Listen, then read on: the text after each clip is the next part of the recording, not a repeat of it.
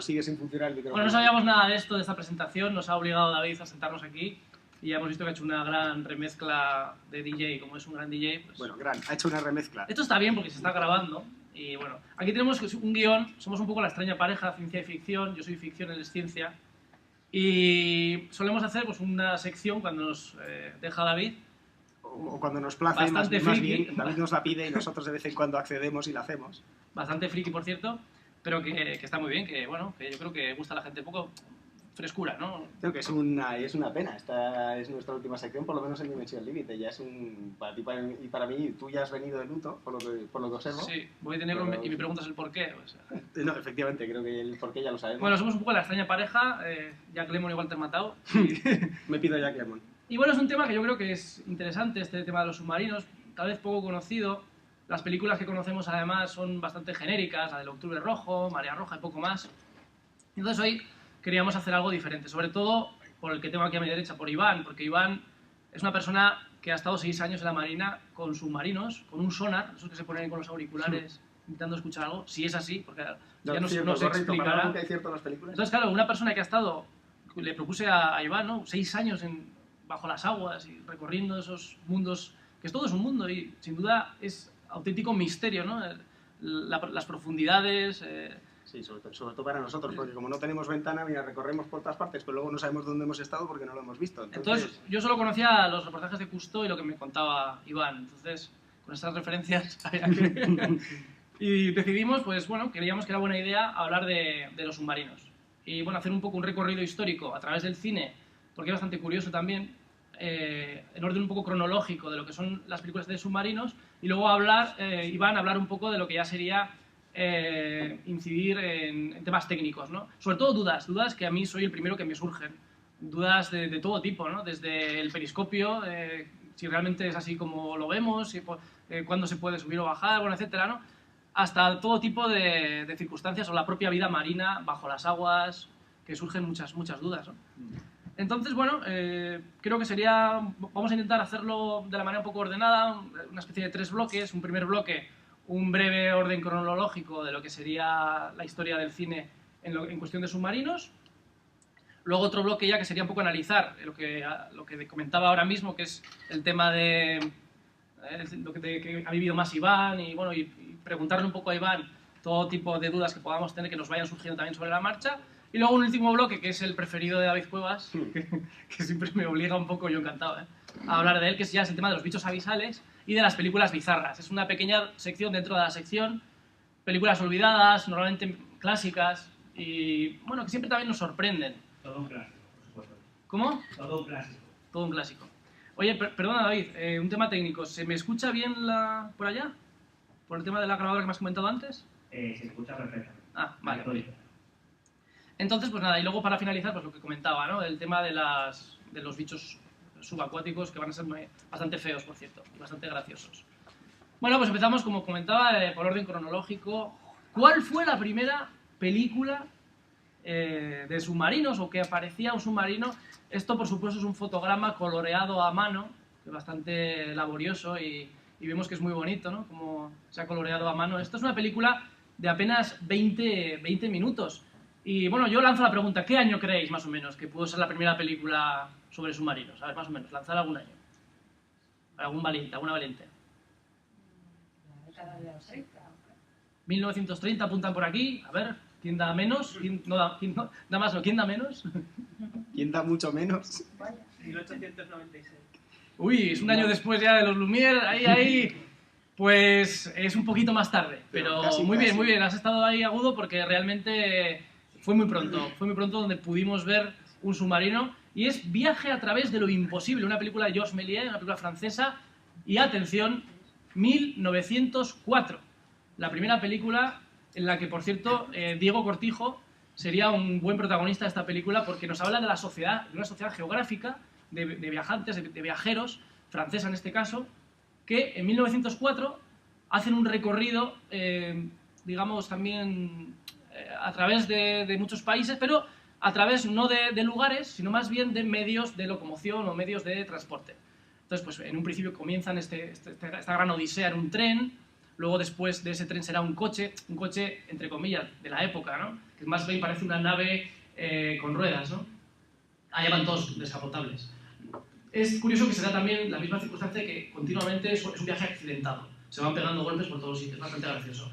Y luego también hay un medio de locomoción bastante extraño, que los aviones, pues bueno, todavía no había Vueling ni Ryanair, bueno, igual había, Para aquella época ya todavía no que vete a saber, igual se perdían maletas. Entonces, Entonces hay una cuestión muy graciosa que es en un momento dado el tren coge una montaña, va hacia arriba de la montaña y ya directamente, aprovechando yo creo, cuando ya coge encima ya despega.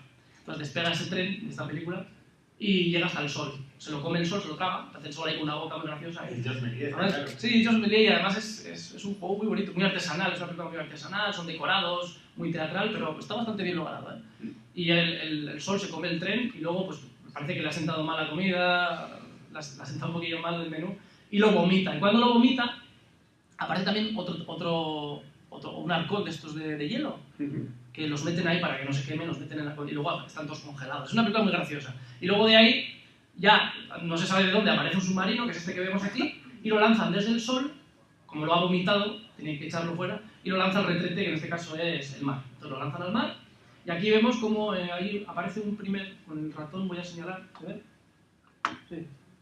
Este señor de aquí es digamos, el conductor o el chofer, que hace una serie de movimientos muy extraños, mueve palancas, está ahí como una especie de campana, no sabe muy bien. Y luego estos señores, que son los de la Sociedad Geográfica, están viendo pues, cómo pasan los diferentes bichos marinos, y como no puede faltar que aparece también el ansiado pulpo, un enorme octopus. La ansiada ventana que, por desgracia, no hemos visto nunca. Sí, Si ya hubiéramos sí. querido tener un ventanal de esos ahí estilo Nautilus, por lo menos para solaparnos un rato en el salón. Esos ventanales que luego nos explicará Iván que van a desaparecen los ventanales. No hay ventanas en los submarinos. Pero luego explicará por qué. Y cuando aparece, es muy gracioso, cuando aparece la escena del pulpo gigante, rápidamente uno de estos operarios aquí, uno de estos viajantes, cierra la ventana, rápido cierra, para que no den susto. Y luego finalmente, pues nada, se joroba el aparato nuevamente y se accidenta y explota, pero salen todos ilesos, es como el equipo A, que aunque haya 1000, no pasa nada, salen todos ilesos y todo acaba muy bien. Pero pues una pregunta, Miguel, ¿esto que hay aquí en el centro del tanque es una sirena o qué es? No, parece una especie de calamar, ¿no? Sí. Bueno, igual es una sirena, no sé, es un poco... Claro, es que la definición no es Es muy que yo buena. no me diría que me quiero porque... Pero claro, después estamos hablando de un fotograma coloreado a mano, ¿eh? A mano. Entonces, bueno, 1904, Viaje a través de lo imposible, Le Voyage a través imposible, que acento tengo, ¿eh? No hay.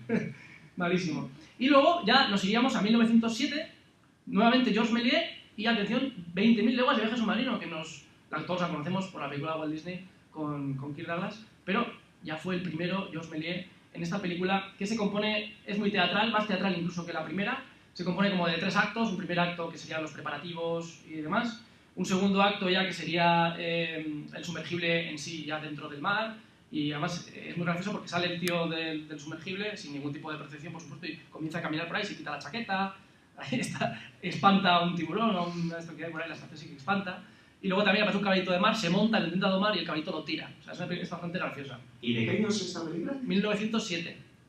Ya vemos aquí un poco, no se ve muy bien, pero vemos un poco el prototipo de... Pero se ve bastante más evolucionado.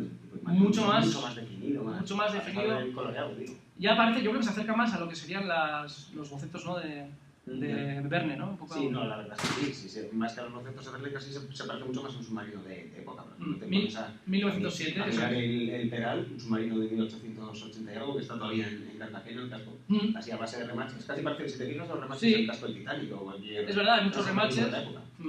Sí, Un barco de verdad, de hecho, vamos.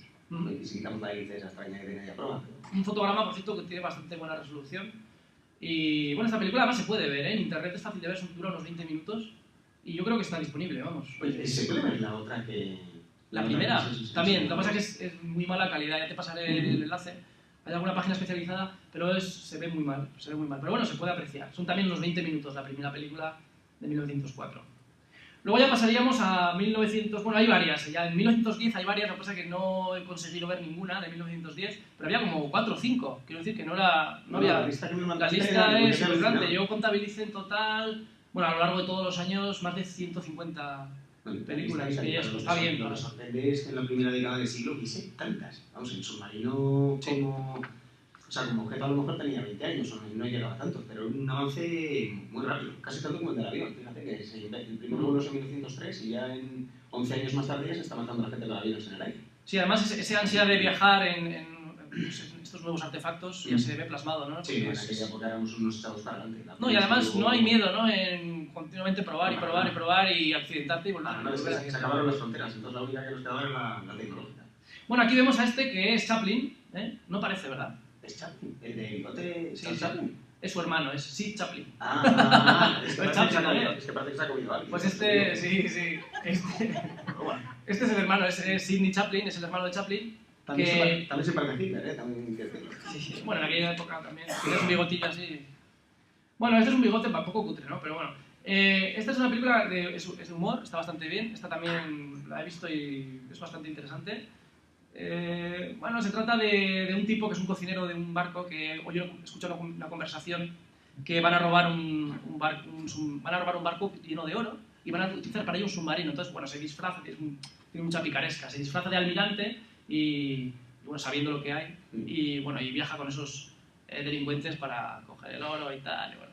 Sidney Chaplin, hermano de Chaplin, que luego pues nadie se acuerda de él, ¿no?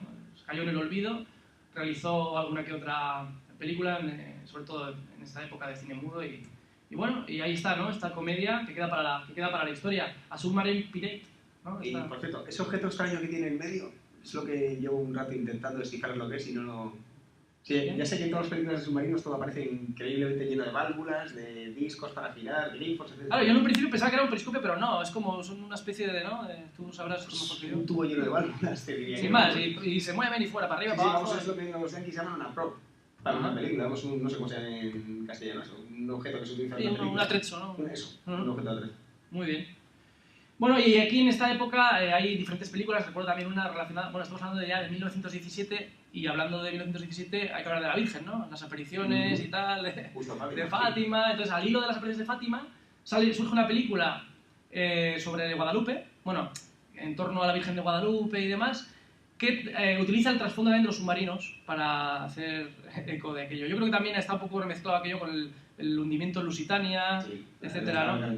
Sí. Entonces, bueno, aprovechan y montan una serie de películas. Y hay una con trasfondo de submarinos, que un submarino, bueno, pues destroza un buque y ahí hay un amado de una chica y tal, y entonces la chica no sabe si está vivo o muerto, entonces reza a la Virgen de Guadalupe, esta Virgen de Guadalupe luego se aparece, bueno, unas historias de flipar, ¿no? Pero es curioso, ¿no?, que con el trasfondo de la época, de las apariciones, del hundimiento en Lusitania, que el hundimiento en Lusitania quiere decir que a raíz también del hundimiento hay muchas películas que surgen también de submarinos.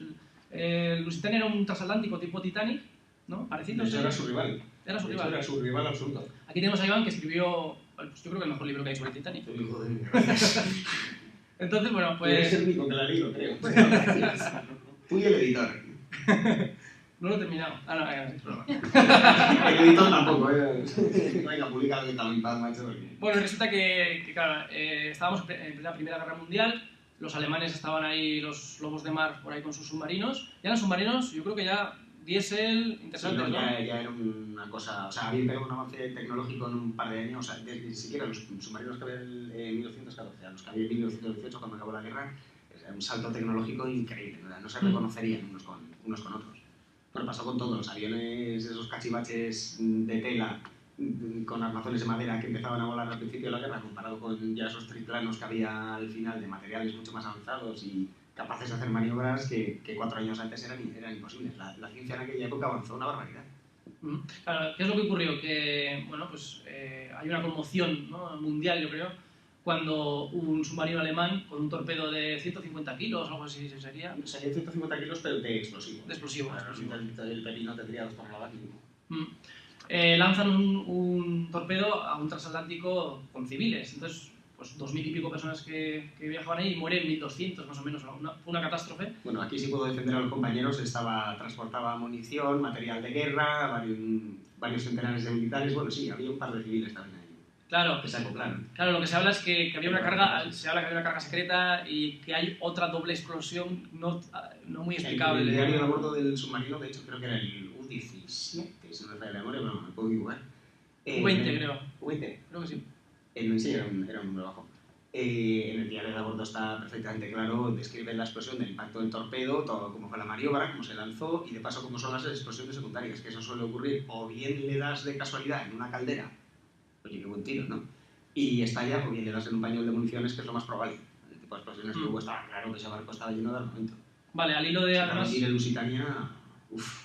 Sí, porque yo fotografías que he visto es como el Titanic, creo que tiene 4 chimeneas. Sí, 4 chimeneas, 2 mástiles, un poquito menos de desplazamiento que el Titanic. Eso sí, muchísimo más rápido.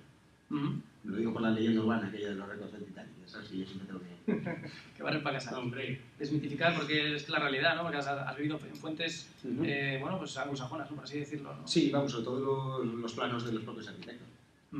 Bueno, entonces iríamos a otra película que se llama A Little American, que es una película de Cecil B. DeMille, que es también un clásico y ahí tiene ciertos paralelismos con el Lusitania, porque también aparece una chica, una dama, que está en una fiesta, en un barco así, un transatlántico, y un submarino alemán pues le pega un torpedazo y lo destruye. Y la chica se salva y tal, luego hay una historia de amor. Esta sería otra película al hilo de esto también, pues del 1917, 18, no recuerdo ahora bien.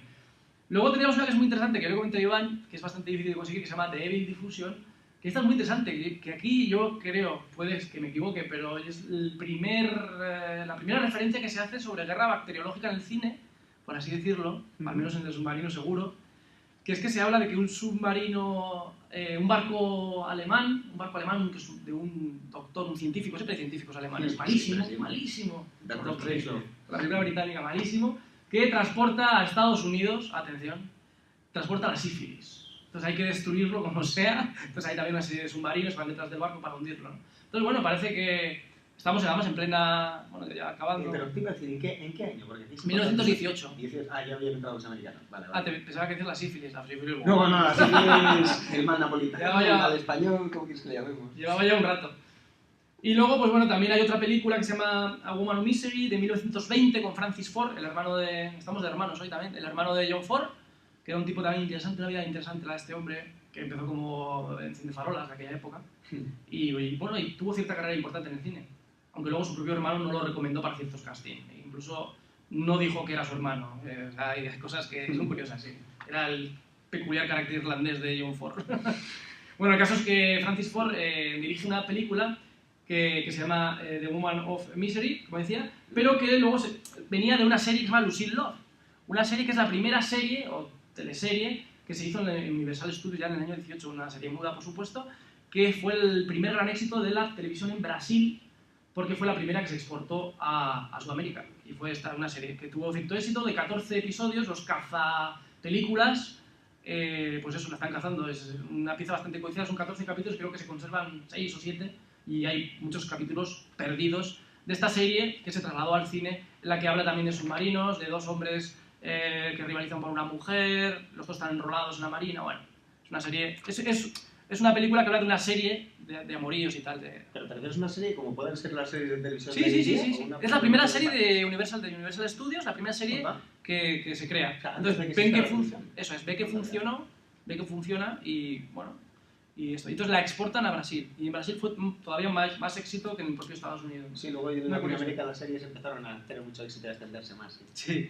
Aquí otra rareza, otra curiosidad, que es Submarine, es una película de Frank Capra, el gran cineasta, que es una rareza dentro de su filmografía, puesto que no es habitual, ¿no? Ver a Frank Capra que no sea hablando de Navidad, ¿no? De que bellos vivir, Arsénico por compasión y todas esas cosas. Pero aquí hizo una película de submarinos en la que se recrea bastante bien el interior, yo creo, ¿no? Del submarino. Tampoco tiene más historia esta película, no pasó sin pena ni gloria. Y aquí ya vemos esto, Iván, esto que... Un traje buzo Es un traje clásico buzo. del siglo XIX, los que se usan para trabajos subacuáticos. Se siguen usando hoy en día, aunque parezca... para ciertas profundidades igual extremas. No, es también por temas de puedes estar muchísimo más tiempo debajo del agua, se puede incrementar la presión dentro del traje, entonces tú no tienes luego problemas de descompresión. Tú ahí dentro estás a presión atmosférica. O sea, que esto funciona, claro. Joder, que eso funciona. O sea, Sí, a te pesar permite- de te esto, permite parece tan estancias aparatoso, ¿no? muy prolongadas bajo el agua, pero muy prolongadas. Abyss, por ejemplo, se rodó con versiones mucho más actualizadas y con cascos que permitían ver la cara y demás, pero realmente Abyss son trajes de buzo de este tipo, que no es lo mismo un buzo, que sería esto, que un buceador. Mm. Aquí teníamos una película de espionaje, ya nos vamos a 1939, El espía negro, Muy bueno. U-Boat 29, bueno, El espía negro en España. Película muy buena y además es curioso porque trata esa película de espionaje con submarinos de los dos bandos. En un principio parece como del lado alemán, es una película británica, pero parece como que se quiere reflejar en el lado alemán. Pero trata a los dos, es curioso porque el tratamiento de la película no habla de buenos ni malos.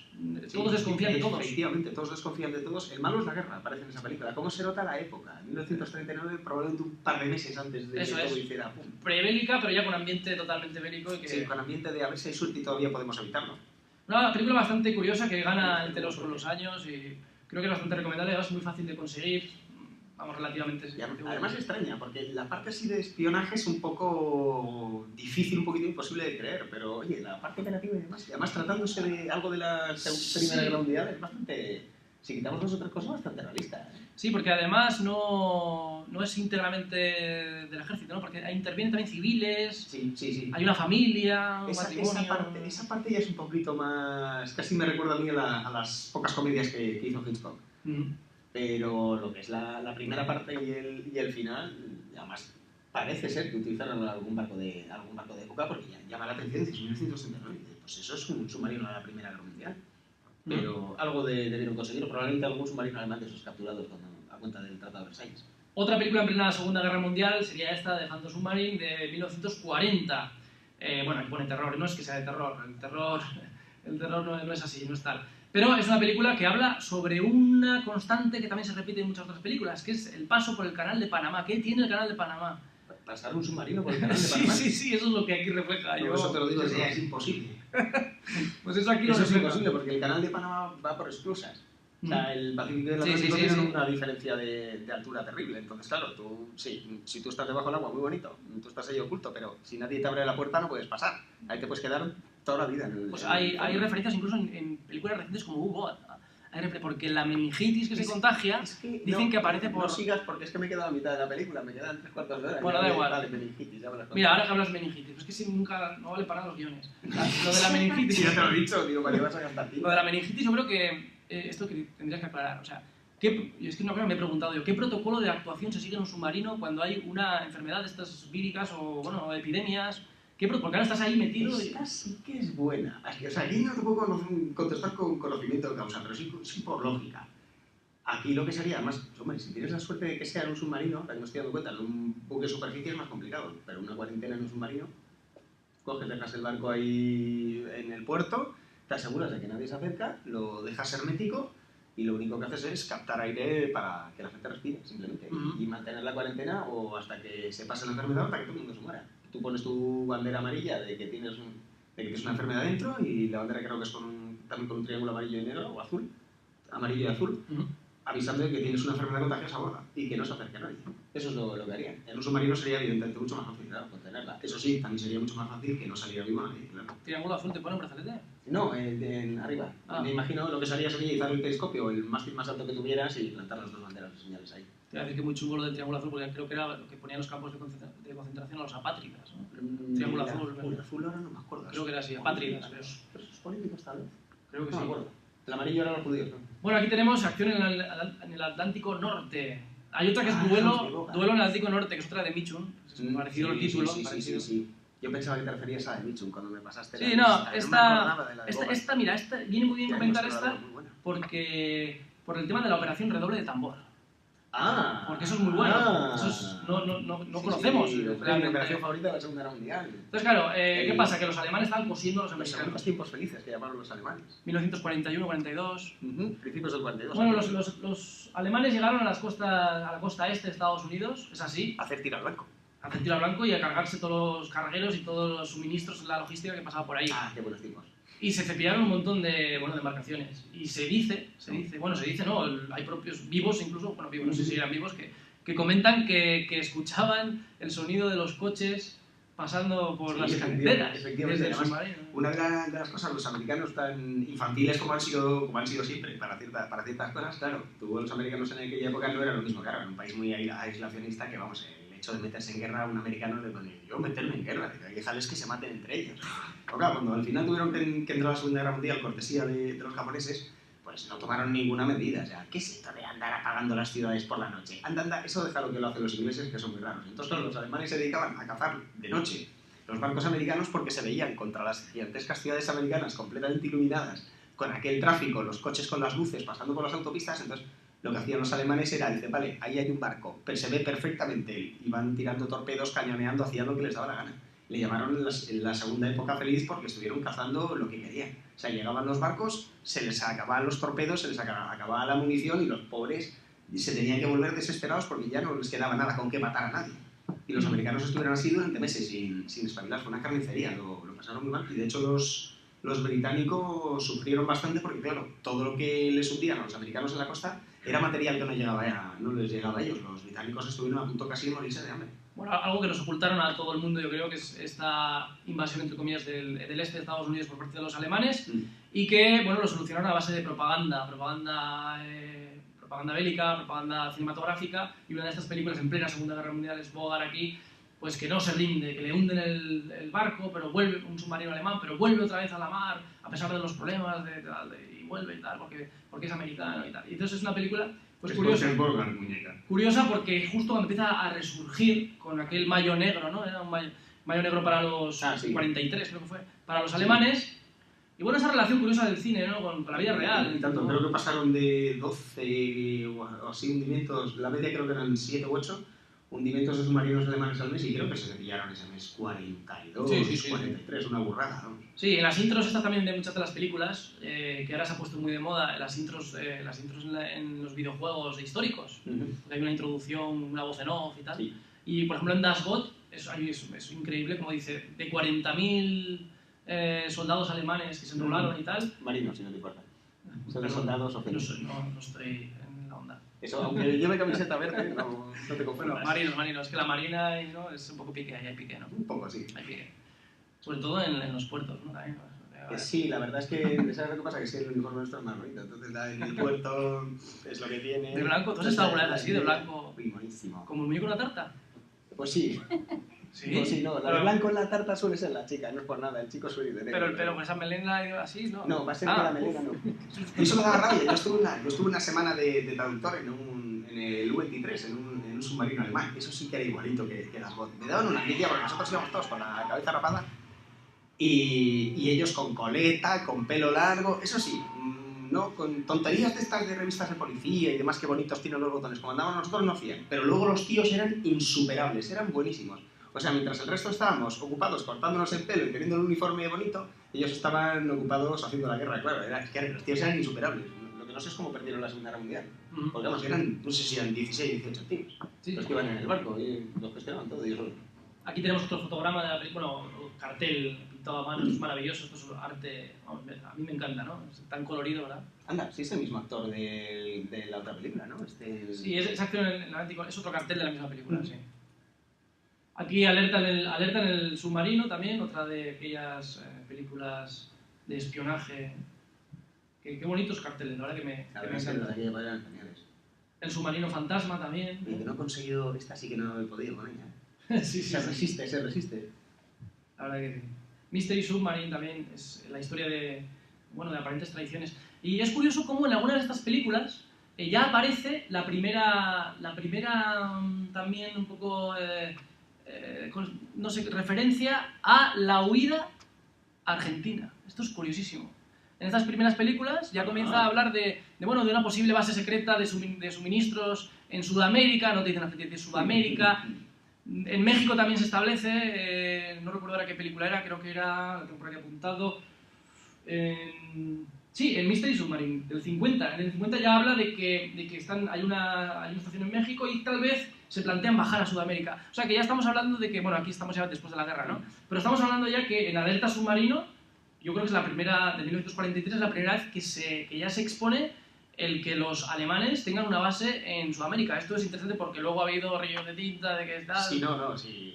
El tema llama la atención, pero es que esa especie... Bueno, iba a decir leyenda urbana, yo uso este término y yo creo que hace demasiado alegremente.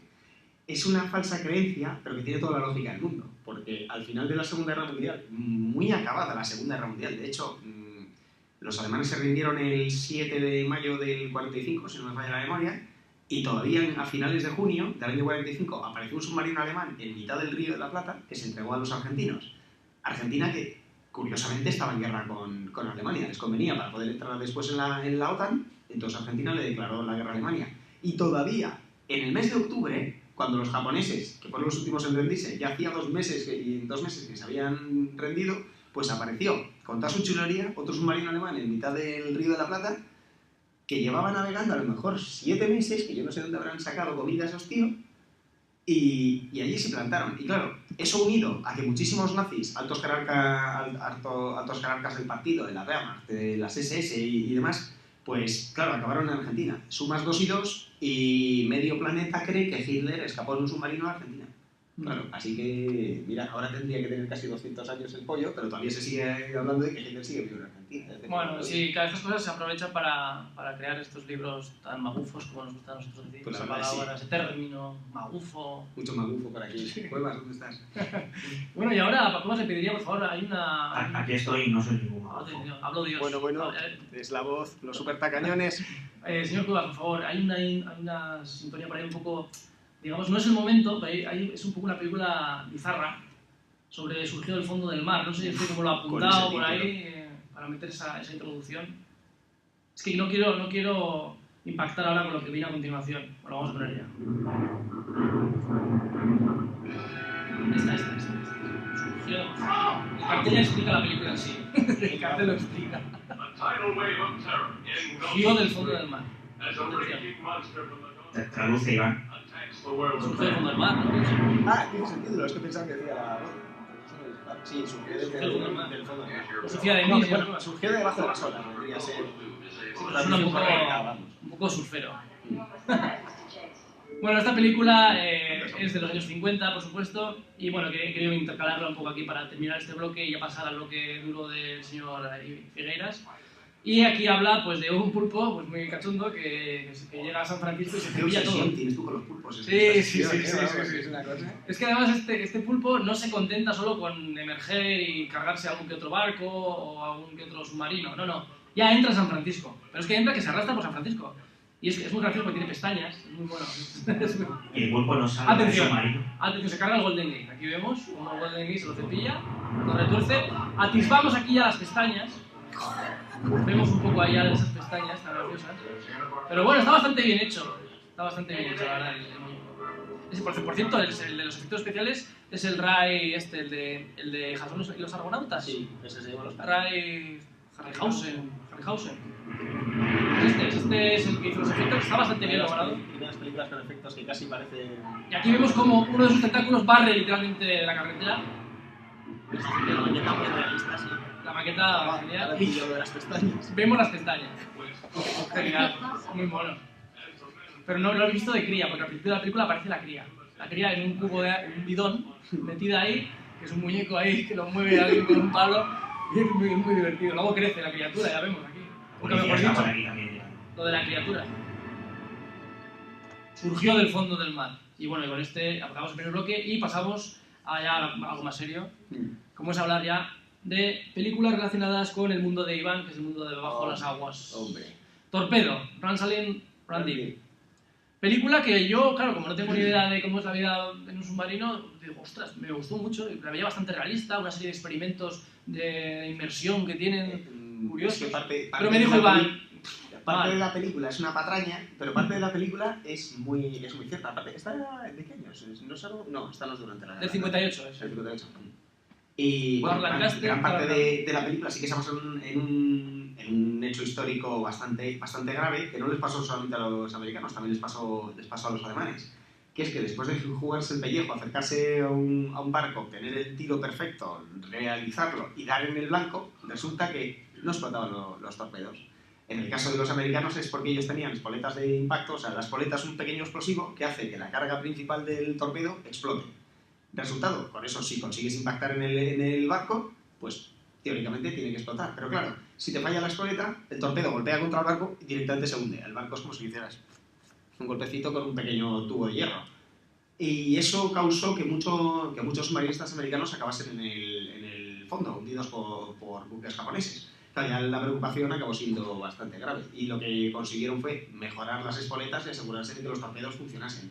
Y en esta película lo que se dedican es la tripulación de un submarino que ya ha fracasado intentando hundir un crucero japonés. Pues cuando vuelven a puerto lo que se dedican es a coger las espoletas de todos los torpedos que tienen y a ver qué demonios pasa con ellas porque se estropean y se tiran media película subiendo torpedos con una grúa y dejándolos caer contra el suelo. Hasta ahí la parte real. Pero se tiran durante media película haciendo unos entrenamientos... Unas maniobras, sí. Una especie de maniobras muy raras, de hacer una especie como de inmersión urgente. Rápida, sí. Una inmersión rápida para poder atacar a un barco de frente, ¿no? Y una cosa curiosísima. Primero, porque tú puedes lanzar un torpedo en superficie perfectamente, más que un submarino de la época. Uno de hoy en día no puedes porque los torpedos no salen por delante, ¿no? Pero un submarino de la época sí, tú coges, lanzas tu torpedo por proa y no necesitas sumergirte, ya te has cargado al barco en cuestión. Eso es lo primero. Segundo, yo no me imagino a un submarinista desperdiciando una cosa tan cara y tan escasa a bordo, porque no se tiene más que 16, 18, contra una cosa tan absurda como puede ser un crucero. O sea, tú lo que vas es algo interesante. Tú te vas a cargar un petrolero que se supone que lleva petróleo para que una isla o quien sea, una unidad, una división o lo que sea, se pueda mantener. Cargarte un portaaviones que te puede atacar a ti. Una cosa tan absurda como hundir un crucero, y dices, pues ¿para qué vas a gastar un torpedo? Si vale más el torpedo que el crucero prácticamente. Pero sobre todo, eso de hacer una maniobra estilo Guerra de las Galaxias, sí que queda muy película de estas de Jerry Bruckheimer, Bruce Willis y demás. Vamos a cargarnos un asteroide o algo parecido. Pues qué. Son las grandes películas. Lo que sea, aceptamos. Pero submarinos, Pero sí que tiene su cierta parte histórica, pero es de las películas de submarinos, para mí es la mayor, como se suele utilizar el término, americanada de todas, vamos. Sí, bueno, a pesar de que fallece Clark Hombre, Gable. Clark Gable, si no acaba... Gable. Mi abuela siempre dice Clark Gable. Hombre, Las personas mayores dicen Clark Gable. Sí, yo tuve un jefe que te seguía diciendo John Bailey. Y tiene razón. Y es verdad. A mí, a mi abuela, ¿por qué no le quita la razón? Bueno, el caso es que esta película...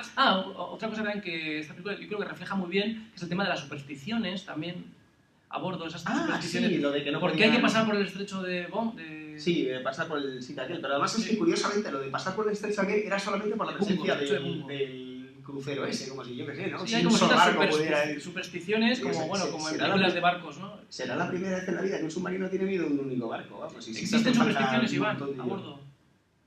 Bueno, si quitamos que teníamos todo lleno de ajos, aparte de eso, pero bueno, todos los submarinos están llenos de gallegos y ya sabes que nosotros, ante la duda, ponemos un ajo en cualquier sitio. Está Manuel ahí escondiéndose al fondo, te puede confirmar ¿Y que había ajos, en serio?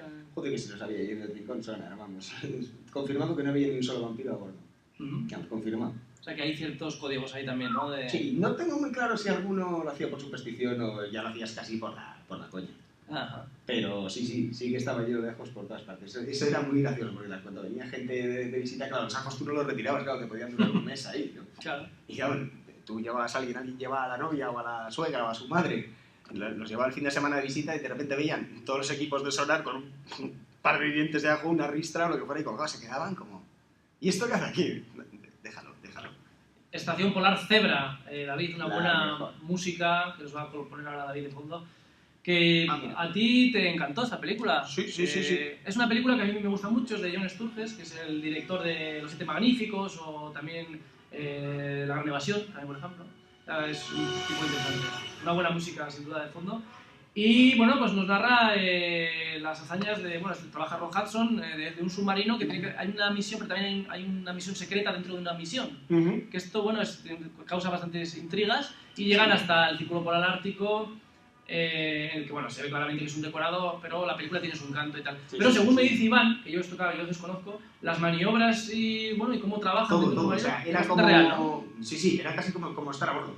Quería haberos traído una escena de la película de cómo se hacía un tipo de maniobra, la típica pones la luz roja porque vas a hacer una operación nocturna, subir el telescopio, lo típico. Era tan real que quería poner la imagen, luego me di cuenta, digo, leche, pues está. Si no van a entender nada porque está en inglés toda la película y me di cuenta que no tenía no tenía ningún ¿Y subtítulo. por qué Entonces, se al final, apaga la luz y estas cosas? La luz roja se pone para acostumbrar. La luz roja realmente no deslumbra de noche. Por mucho, mira, en mi caso, por ejemplo, con la fotofobia que tengo, la luz roja me hace prácticamente ningún daño. Y se utiliza para poder acostumbrar los ojos por la noche. Tú subes el periscopio y necesitas una visibilidad nocturna lo más extendida posible. La ventaja que tiene del mar, al no tener contaminación lumínica de ningún tipo, extiendes mucho la visión nocturna. Si ya tienes los ojos acostumbrados más con unas pupilas, que parece que has tomado metanfetamina o algo así, pues tienes una visión nocturna excelente. Por eso se hace lo de poner la luz nocturna. Bueno, a mí lo que me choca, el denominador común a lo largo de todas las películas que he visionado de submarinos es precisamente la importancia del silencio, la importancia del sonido. Sobre todo ahora, ¿eh? Y luego, claro, te choca de que no hay ventanas, no hay... Realmente uno va como a ciegas. ¿Cómo se pueden guiar, claro, para los que no sabemos, ¿no? ¿Cómo te puedes guiar debajo de con esos aparatos tan grandes, con esos océanos? ¿Cómo puedes esquivar ciertas cosas? Quiero decir que esto estaría bien que nos explicaras porque es curioso. Sí, yo claro. veo que la importancia del sonido, todos, sí, claro. Que es lo que hacías tú, ¿no? El tema del claro, sonar. Lo que sorprende, claro, es que te entiendo, ¿eh? Lo que pasa es que me hace gracia decir, ¿a ciegas? ¿Qué? A ciegas, Claro. vamos, y tienes un control muy superior al que puedes tener. Bueno, no hay ventanas, supongo, por la presión, ¿no? No, más que por la presión, no, el cristal es una cosa muy... Si te fijas, los batiscafos tienen cristales todos y llegan al fondo de las fuerzas marianas. Es cierto. El problema que tiene el cristal es indestructible a la presión, es un material durísimo y al rayado más aún. El único problema que tiene es que es muy frágil al choque. Entonces, claro, un cristal, tropiezas con cualquier cosa, una pequeña roca o lo que sea, Una vibración, o tal. una carga de profundidad a mucha más distancia te puede reventar un cristal. Entonces, aparte que pesa, el cristal pesa inmensidades, no podrías... Luego, aparte, lo tienes que montar, y el casco de un submarino lo que tiene que ser lo más liso y continuo posible sin tener ninguna comunicación con el exterior, ni tubos, ni... Cuantos más cables entren, más tubos, más pasos de casco que llamamos nosotros, los torpedos, los mástiles y todo, eso, cada uno de esos es un punto débil. Entonces, claro, te pones a añadir una ventana que es un paso de casco gigantesco, pues... Claro. Para un submarino de observación, sí, obviamente. Esa película que comentaba de Disney tan bonita, a mí me encanta, ¿no? Tan decimonónica. Sí, está muy... A mí me recuerda mucho a Doblas. las descripciones. Lo único que se parece al libro de Julio Verne es el Nautilus. Que a mí me recuerda mucho. Me refiero a que, bueno, que es tan romántico, pero que no sería, ¿no? Con un ventanal así. Hombre, los hay así, ¿no? Y menos un Pero submarino no- capaz de que hunde barcos a base de Eso impactar es. con ellos. Claro. Como si fuera un ariete, eso sería una locura. Pero es casi una biblioteca sumergible, es precioso, ¿no? Porque Sí, esos sí. salones que hay dentro de... Entonces está en Orlando, ¿no? En Disney World. No, en Orlando no.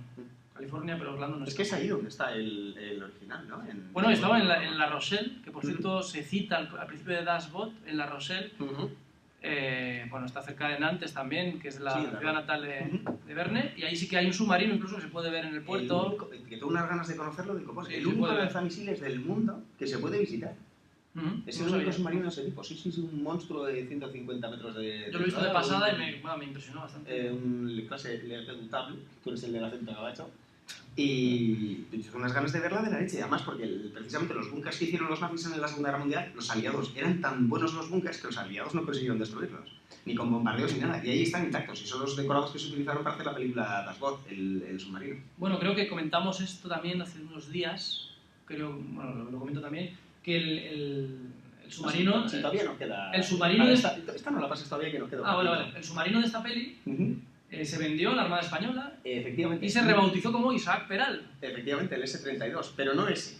Porque es curioso, en la película hacen, claro, las tomas que hacen de superficie, o con los protagonistas hablando en el barco o en el puerto, están utilizando un submarino auténtico que se utilizó a finales de la Segunda Guerra Mundial y luego se adaptó para unos tipos de propulsión modernos. Bueno, ahora no A la Guerra Fría, ¿no? Sí, a principios de la Guerra Fría. Más que nada para experimentar con lo que habían hecho los alemanes en la Segunda Guerra Mundial, los que llaman los Gapi. Esos submarinos los acabamos comprando los españoles en los años 70. ¿A precio de saldo o cómo? Y bueno, a precio de... Déjame abrir la base en Morón, me dejas un poquito aquí en Zaragoza, aquí un poquito en Rota, si no te importa yo aparco unos destructores aquí que no te vas a dar cuenta, ¿no? Si no te importa se me cae una bomba atómica aquí en Palomares y no ocurre nada, lo típico, ¿no? El bañador de Fraga. Efectivamente, business is business, ¿no? Esto no... Eso es para hacer bizarras, ¿eh? Ah, ¿De perdón. Fraga? ¿Se hizo una peli bizarra, David? No, pero... Pensaba que... No, pero eso es cuando después empezaron a salirle tentáculos y más a Fraga, ¿no? Los tentáculos especialidad de Miguel aquí. Sí. Y pues bueno, resulta que viendo la película, se ven las imágenes aéreas del submarino y yo, claro, estaba mirándolo, digo, a mí esto me suena. a mí esto que me suena de algo. Claro, me pongo a mirar así en los catálogos. Si has estado dentro. No, por desgracia no llegué, bueno, me hubiera encantado, un antiguo submarino de la Segunda Guerra Mundial operativo. Y empiezas así a mirar y digo, clase balao. Es verdad, sí, un balao de la Segunda Guerra Mundial. Pero aún así digo, que me sigue sonando, sigo investigando, mirando por numerales concretos y descubro que ese era un submarino que al poco tiempo nos vendieron de saldo a la Armada Española. O sea que primero lo utilizaron ellos, se cansaron de eso, lo prestaron a Hollywood y luego de Hollywood cayó en nuestras manos. Pero eso era lo que se veía por encima del mar. Porque todas las imágenes que había debajo, que ya te digo, es una película increíblemente realista, o sea, es como casi como un documental. O sea, es que no les pillas en ningún renuncio. Las imágenes que hay debajo del agua o del submarino pasando por debajo del hielo, es el Nautilus. Ajá. Es una maqueta perfecta del Nautilus. Y lo que se habla, incluso en la primera escena de la película, que es lo que ya me hizo tener buen fario de la película, ves a Rock Hudson que entra en un hotel y de repente se encuentra con el camarero en el bar que le saluda con un acento escocés terrible. Y le dice, ¿eso te gustó? Y te quedas como diciendo, uy, esto, que ya sé dónde está. Entra dentro y dice, pase usted que mi errante está arriba, pase, ¿no? Y sube el señor y empiezan a describir dónde es la escena y dicen, pues mira, sí, están en Holyloch, un lago abierto al mar que hay en Escocia, que es donde por tradición se refugian los submarinos nucleares antes de ir a visitar a Iván, que es lo que solíamos decir en jerga, o sea que es meterse en aguas rusas, básicamente.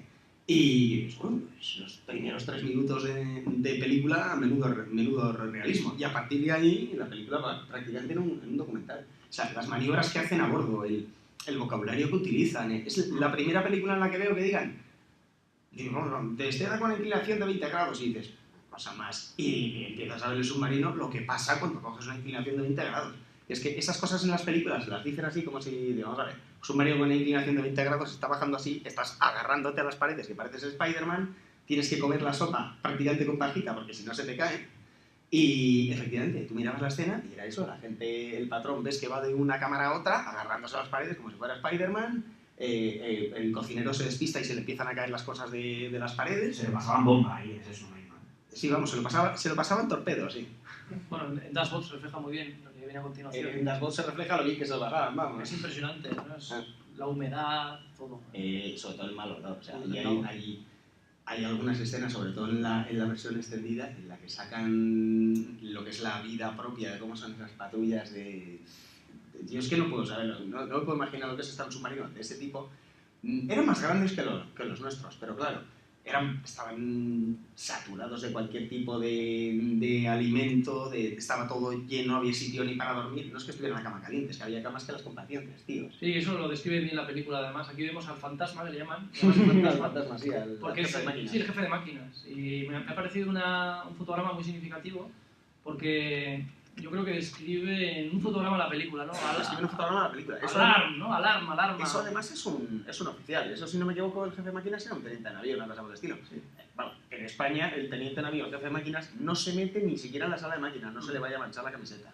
Claro. Imagínate tener que estar él solo arreglando los motores, como en el caso de este tío. Y los alemanes en la Segunda Guerra Mundial, sí que... Bueno, yo estuve en un submarino alemán una semana y lo primero es que nos tuteábamos todos. O sea, la primera sorpresa te la llevas a los 2 minutos de estar tratando de tú al patrón. Y te dice, este tío es capitán de fragata y yo estoy aquí y digo, wow, va a acabar un mes en una misión militar.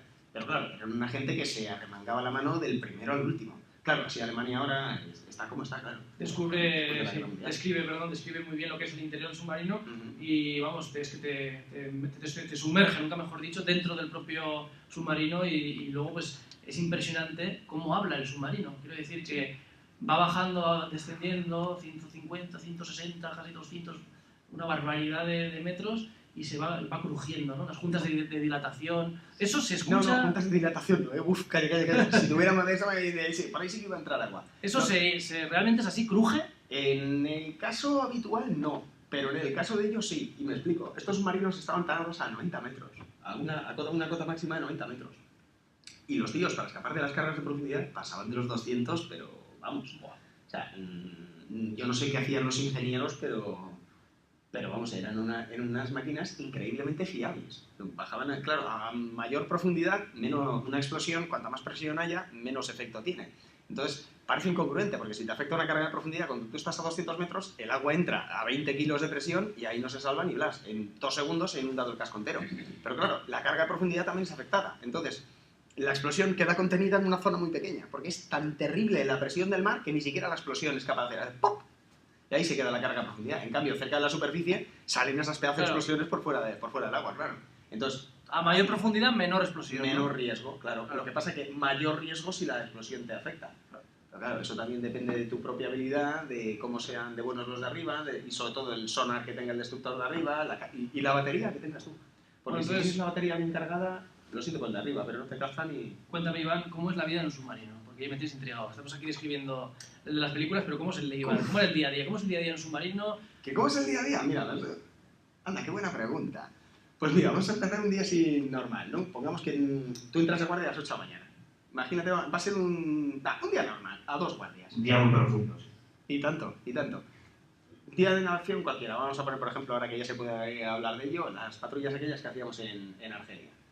Pues ya a las 8 de la mañana llega el repostero, te iba a la cama. Nosotros, en nuestro caso, los de cabo primero para abajo, o los que venían de fuera, si venían Navy Seals o quien fuese a trabajar con nosotros, dormían en la sala de torpedos a proa. Dormíamos todos juntitos, muy gracioso. Yo me acuerdo que tuve que echar un Navy Seal de casi 2 metros de mi cama. Yo creo que es el momento más difícil de mi vida. Echar el pedazo gringo aquel. Pero bueno, pongamos un día cualquiera. Llegaba el repostero a las 8 menos cuarto, 8 menos 20 de la mañana, iba a la cama, te tiraba el pie y digo, venga, arriba. Ibas a desayunar, desayunabas a toda prisa, hacías el relevo y nos tirábamos pues 6 horas de guardia. En el caso de nosotros en la cámara de mando, por ejemplo, nos tirábamos pues 1 hora cada uno en cada puesto. Pues un rato en el sonar, luego ibas del sonar, pasabas al timón, al radar si se daba el raro caso de que se estuviera utilizando, a la mesa de maniobra, íbamos rotando.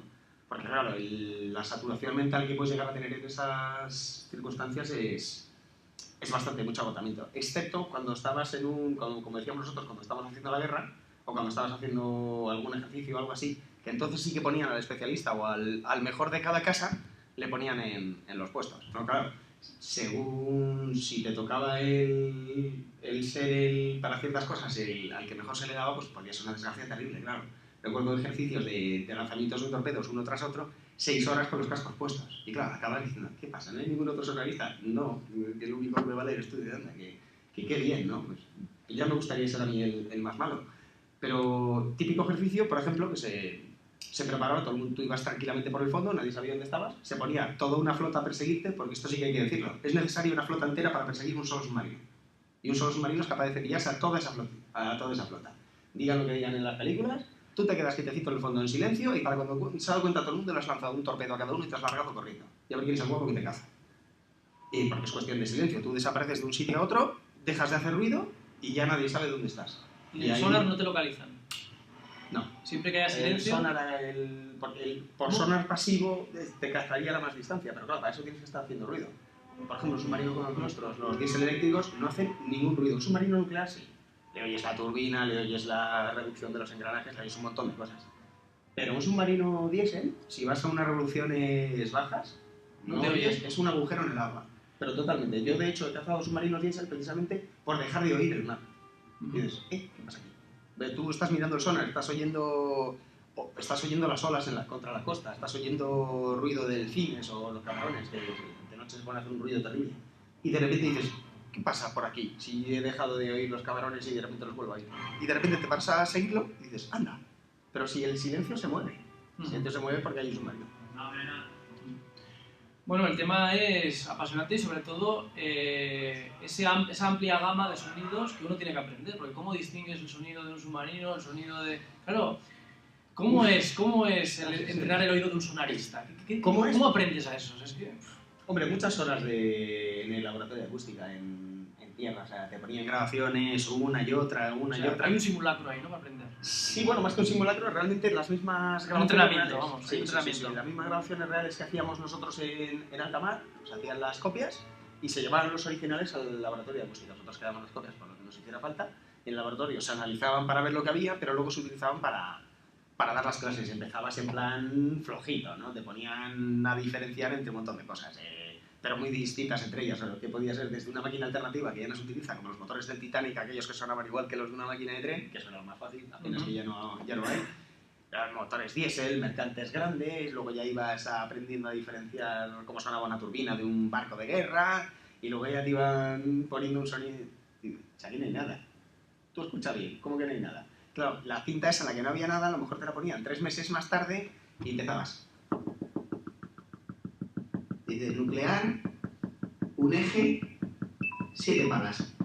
Y dices, pero si yo hace un mes aquí no oía nada. Es cuestión de, empiezas primero por las propulsiones, por cómo son, y luego acabas contando el número de ejes que tiene un barco, el número de palas, a qué velocidad se mueve la hélice, incluso así un cálculo a grosso modo a lápiz a qué velocidad va, y no te equivocas. Claro, entonces la De experiencia hecho, de un sonarista es un buen vital. sonarista mete la cabeza debajo del agua y te dice a qué velocidad va un mercante que va adelante. Qué barbaridad. O sea, es de vital importancia la experiencia en un sonarista, ¿no? Sí, sí. Y además por eso en los ejercicios y demás, cuando veían en cada barco que alguno destacaba o algo, ese tenía la desgracia de que le tocaban los peores ejercicios. Lo que pasa que luego tenías la ventaja también en tierra de que cuando había que hacer un trabajo de estos le tocaba al otro. Y el sonarista está continuamente, como se ve en las películas, con esos auriculares, Sí. hace algún tipo de ronda. Bueno, realmente tú lo que sí que te vas cambiando cuando estás en el modo normal de patrulla, si no estás en un ejercicio, cuando estás en una operación real, claro, si estás en una operación real, te pegas ahí al sonar como si te atrapan, vamos. Pero no, si no, o sea, hay un ejercicio de rutinas, ¿no? Supongo. Sí, sí que vas en tus 6 horas de guardia o 4, depende si estás a 2 guardias o a 3. Así, lo que llamamos estar a 2 guardias la verdad es que es un poquito desagradable, porque tú estabas 6 horas trabajando, 6 descansando, 6 trabajando, 6 descansando, y así te puedes tirar 3 semanas. Entonces, claro, acabas durmiendo un montón de horas al día, porque acabas teniendo una especie como de ciclo doble de sueño, o como era mi caso, no dormía prácticamente nada. Bueno, reactivamos la cámara de Iván. Creo que estaba, ¿eh? Sí, estaba ahí grabando. Y bueno, y luego las habitaciones, ¿no? ¿Las qué? Bueno, no sé cómo se llaman, los cubículos, ¿esos cómo se llaman? Habitaciones. ¿Tú te refieres a una sala entera? La suite. Entera, llena de torpedos, con una serie de literas colgadas. ¿Tú te refieres a eso? Eso son las habitaciones. Bueno, sí. el capitán tendrá, ¿no? Sí, con el X de 2 metros metido en la cama, sí. Tendrá al menos un, ¿no? Tendrá Sí, un trastero, ¿no? El patrón sí, tiene una especie como de trasterillo que será como... Pues como esta mesa, más o menos de largo, tiene su cama ahí metida, todos los muebles y demás por ahí metidos debajo, cada 2x3 está el repostero de turno, o entrando al camarote del patrón, porque hay cosas que los cocineros necesitan que están metidas ahí donde el patrón, hay que aprovechar cada espacio, ¿no? Cada espacio. Y bueno, es el único que tiene así un poquito de comodidad. En los submarinos nuestros, en los grandes, sí que había una camareta de oficiales, que estaban ahí amontonados en sus literas, pero bueno, por lo menos dormían en su litera más o menos tranquilita, medio alejada de los ruidos. Pero bueno, la mitad del barco dormía en proa de la marinería. Y luego los que estaban en los submarinos viejos, esos estaba todo el mundo, menos el patrón, estaban todos a cama caliente. O sea, la cama no era tuya, la cama la tenías a medias con otro. ¿Y te ha tocado a ti hacer eso, sí? No, a cama caliente no. Si quitamos cuando hacíamos maniobras con los gringos o algo así, que siempre había leches por la cama. Pero si quitamos eso, no. La suerte que teníamos los que estábamos en los marinos, en los más modernos, los 70, que llamábamos, la clase Agosta. No, estos, precisamente. Es un destino además voluntario, ¿no? El Sí, los sí, submarinos. sí, no puedes mandar gente forzosa a submarino, se te muere. Que va. La claustrofobia, ¿no? Para Sí, que sí, tenga... sí. No, aparte, la primera vez que se mete la gente debajo del agua... Bueno, puede crear fobias, ¿no? Hay gente que igual no quiere seguir ahí ni un minuto más, ¿no? Sí, pero bueno, normalmente suele ser fobia a algún suboficial o alguna cosa por el estilo. Más que al barco, Eso es pues a muy los peces, sí. Sí. Bueno, es admirable además el trabajo en equipo que se desarrolla sobre todo en Dashbot y yo creo que es fundamental, ¿no? Eso sí que es Trabajo en equipo, completamente real. trabajo en Eso sí que es equipo, completamente real. el timonel, no sé, ¿de qué consta los diferentes puestos? Mira, es verdad, en Dashbot sí se ve... Nosotros, claro, teníamos exactamente el mismo sistema que tiene en Dashbot, que eso todavía ya no se utiliza ese sistema, pero sí se utiliza el lenguaje. Es curioso lo que se oye en las películas de burbuja, cero y cosas por el estilo. Esa terminología se sigue utilizando. Y ahora, nosotros, por ejemplo, en los submarinos modernos, el timón lo lleva una sola persona. Exactamente igual que el piloto de un avión. Tú tienes tus 2 cuernos y con ello controlas absolutamente todo. Con esto tienes el rumbo y con esto la profundidad. Sencillísimo. Pero en los submarinos antiguos, o en Dashbot, lo que tienen es los timones de profundidad los tienen a popa y a proa, que son los que regulan la profundidad del submarino. Son unos pulsómetros, no sé, unos pulsadores, ¿no? No, los pulsadores son para otras cosas. He visto como que hay unos pulsadores, ¿no? No, se accionaban. son para otras cosas. Son para otras cosas. Ellos lo que usaban era... Lo que pasa que, claro, si lo conoces, sí lo distingues. Es una especie como de volante muy extraño. Parecía el volante del coche fantástico, pero muy deforme. Tú si no sabes lo que es, no te das cuenta de lo que es. pues son dos volantes uno al lado del otro, claro, por eso en dashboard se veía al jefe central que estaba detrás de los dos timoneles dando las órdenes él. Claro, un submarino moderno no hace falta. A mí me dice el oficial de guardia, estribor 235 y hago con un dedo. O cojo con el piloto automático, pongo el rumbo directamente y ya va cayendo el barco. En cambio, en aquella época era tan difícil manejar el barco, sobre todo los cambios de cota, que hacían falta dos personas. Pero claro, para coordinar esas dos personas hacía falta alguien con mucha más experiencia que ellos. Al fin y al cabo, a lo mejor eran 4 reclutas ahí recién contratados. Entonces tenían que poner delante al jefe central, que normalmente era el suboficial, uno de los más viejos del lugar, probablemente el tío con más experiencia del barco, que era el que daba las órdenes. O sea, el oficial de guardia, el patrón podía dar la orden al oficial de guardia, cota 50 metros, tú bajabas y el jefe central repite la orden y le dice ya a los dos marineros de, bueno, tú 10 grados a bajar, tú 10 grados a subir.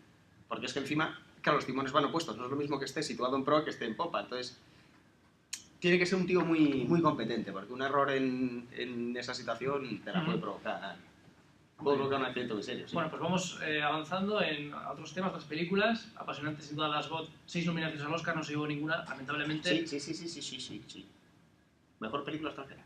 Yo creo que está nominada, pero no se la llevó. No, se la llevó. Estaba nominada también a Mejor Película, una cosa extrañísima. Y se llevó el Oscar a Mejor Película 6 extranjera. nominaciones, sí.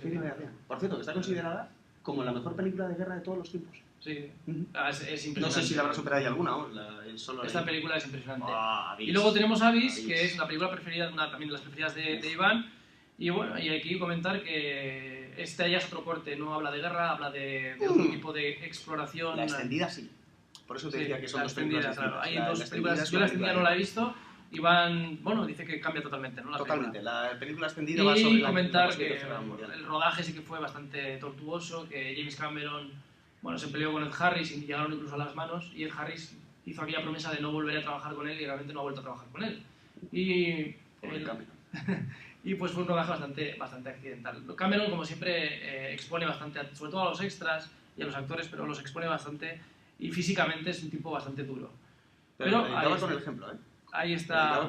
La gente se para que quiera más información, que eche un vistazo a cómo se hizo de la segunda de Aliens y que vean lo que es trabajar con James Cameron. No, Abyss es insuperable, en serio, ¿eh? James Cameron es insuperable. Es un tipo difícil. Es insuperable, la gente tenía que hacer descompresiones de a lo mejor de 4 horas. Bueno, pues Abyss es una película diferente, de otro corte más de ciencia ficción, y aunque la versión extendida también nos habla de guerra, como dice Iván. Y bueno, aquí el enfrentamiento entre los rusos y los americanos, el borde de la Tercera Guerra Mundial, que eso es lo que justifica precisamente la presencia de los extraterrestres, porque si no, ¿qué pintan esos marcianos en Abyss? Y lo que están es toda la película, la presencia de ellos, se nota que hay algo por ahí detrás que está vigilando. Lo que están vigilando es la locura del enfrentamiento ruso-americano, el Navy SEAL que se está volviendo loco a bordo del barco, que se pone a jugar con la cabeza nuclear, luego cómo vuelven a rescatar esa cabeza nuclear y los extraterrestres que están controlando. Más o menos lo que estábamos comentando, no sé si fue en la charla de ayer, sobre ufología y sobre qué bonito sería si nos estuvieran cuidando y demás. Yo ahí discrepo, prefiero que no me cuiden. Sí, bueno, nos cuidamos solos, creo. Para los oyentes que no saben, ayer estuviste en Espacio en Blanco, una entrevista que está sí, es verdad, fue en Espacio en Blanco. Bastante bien y que, bueno, es que la pueden también descargar en iVoox. No lo recomiendo, salgo yo. Y van a estar despresurizados, ¿sabes dónde está? Sí. Bueno, vamos avanzando porque si no vamos a tener tiempo para hablar un poco de todo. Y esta es un poco la copia de Abyss a la española que se llama La Grieta. También fue una de esas reinas de videoclub. ¿Es española esta película? Esta es española, pasa que tiene Jack Scalia, un actor así extranjero. Sí, había marcianos en esta. Había monstruos horribles en esa grieta, de esas profundidades, esas presiones donde nadie puede llegar, esos monstruos abisales. Había unos monstruos y uno de los mayores monstruos que aparece James Cameron sí. ¿Perdón? James Cameron sí llega, a esas profundidades. No, pero la grieta, fíjate de lo que pone aquí, donde nada puede vivir, vive. Donde nada puede respirar, respira. Donde nada puede sobrevivir, se multiplica. La grieta. Y el mayor monstruo y el más feo que sale de todos es Pocholo Martín de Bordiú. Aparece haciendo de sueco. Sí, buceador sueco. Con ajos o sin ajos. Qué suerte tengo de no haberla visto nunca. Aparece Pocholo en esta película, hay que decir, La Grieta. Pues una película que no pasó, bueno, sin pena ni gloria, pero bueno, fue reina de videoclubs por unos meses. Y está entretenida, aunque los efectos... Pero bueno, ahí está el riesgo de esta película, que es de aplauso. Y luego Marea Roja, año 95, de ese Washington, Jane Hackman, un gran duelo interpretativo. Total. Y una gran, según me comentó Iván, una gran dialéctica, ¿no? En lo que son las órdenes de mando y demás. Además, yo creo que de este tipo de películas... Bueno, también está bastante mal traducida comparada con otras, pero por lo menos te puedes... Lo que dicen... Lo que Crimson dicen es verdad. Tide. Pero es una película en la que sobre todo el vocabulario, los temas operativos de lanzamiento nucleares americanos y demás, hay muchas cosas que sí que son muy exactas. Por ejemplo, los procedimientos que se siguen para lanzar un arma nuclear, por suerte, bueno, se cambió porque existía un cierto albedrío que podía decidir el patrón del submarino. Iván, si te parece, lo escuchamos y lo comentamos. Ah, bueno, si lo tienes, sí. Sí.